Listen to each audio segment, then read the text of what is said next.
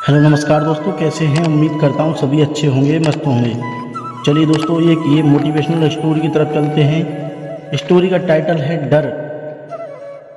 दोस्तों, महाभारत काल की बात है। एक बार कृष्ण और बलराम जी किसी जंगल से गुजर रहे थे।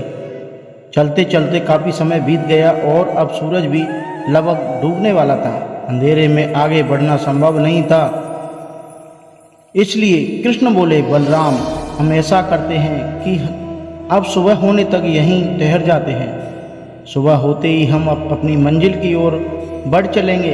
बलराम बोले, इस पर घने जंगल में हमें खतरा हो सकता है। यहाँ सोना उचित नहीं होगा। हमें जाग कर ही रात बितानी होगी।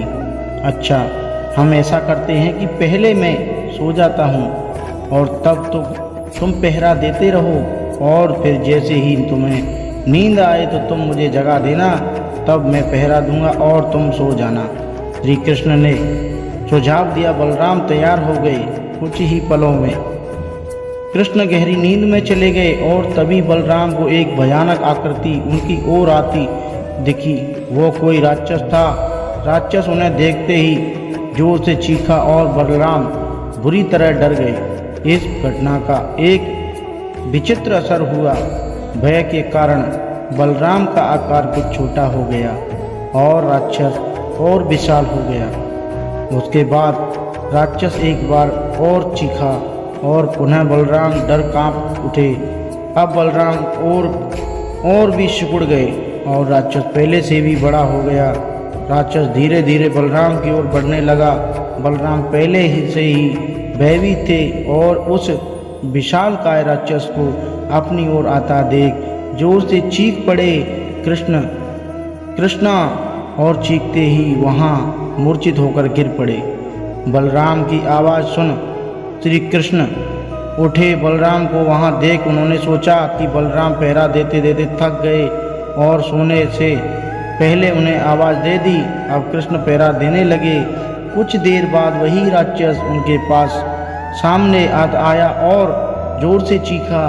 कृष्ण जरा भी घबराए नहीं और बोले, बताओ तुम इस तरह चीख क्यों रहे हो, क्या चाहिए तुम्हें। इस बार भी कुछ कृष्ण के साहस के कारण उनका आकार कुछ बढ़ गया और राक्षस का आकार कुछ घट गया।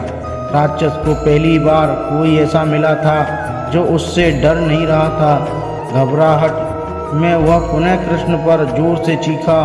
इस बार भी कृष्ण नहीं डरे और उनका आकार और भी बड़ा हो गया, जबकि राक्षस पहले से भी छोटा हो गया।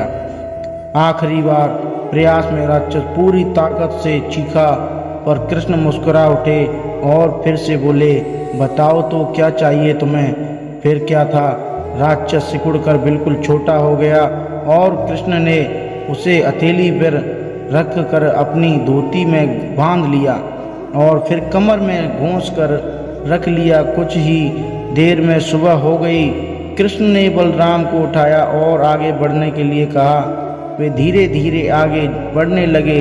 तभी बलराम उत्तेजित होते हुए बोले, पता है कल रात क्या हुआ था।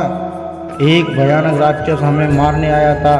रुको रुको। बलराम को बीच में ही टोकते हुए कृष्ण ने अपनी धोती में बंधा राक्षस निकाला और बलराम को दिखाते हुए बोले, कहीं तुम इसकी बात तो नहीं कर रहे हो। हाँ, ये वही है, पर कल जब मैंने इसे देखा था तो ये बहुत बड़ा था। ये इतना छोटा कैसे हो गया। बलराम आश्चर्यचकित होते हुए बोले। कृष्ण बोले, जब जीवन में तुम किसी ऐसी चीज से बचने की कोशिश करते हो जिसका तुम्हें सामना करना चाहिए, तो वो तुम्हें बड़ी हो जाती है और तुम पर नियंत्रण करने लगती है। लेकिन जब तुम उस चीज़ का सामना करते हो जिसका सामना तुम्हें करना चाहिए, तो तुम उससे बड़े हो जाते हो और उसे नियंत्रित करने लगते हो। दोस्तों, ये राक्षस दरअसल हमारी ज़िंदगी में आने वाली चुनौतियां हैं। अगर हम इस चुनौतियों को टालते हैं तो ये और बड़ी होती जाती हैं। आखिर में ये होम कंट्रोल करने लग जाता है।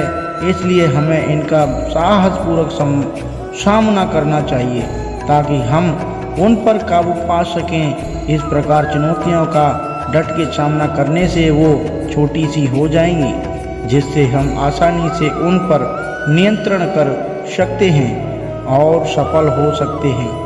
दोस्तों, कैसी लगी ये कहानी हमें कमेंट करके ज़रूर बताएं। और भी बहुत सारी हिंदी मोटिवेशनल कहानी, शिक्षा की कहानी, मोटिवेशनल कोट्स, अच्छी अच्छी कहानियाँ और प्रेरणादायक कहानी सुनने के लिए आप हमारे चैनल मोनिका ब्लॉग 55 को सब्सक्राइब करें, बेल आइकन ऑल पे प्रेस करें।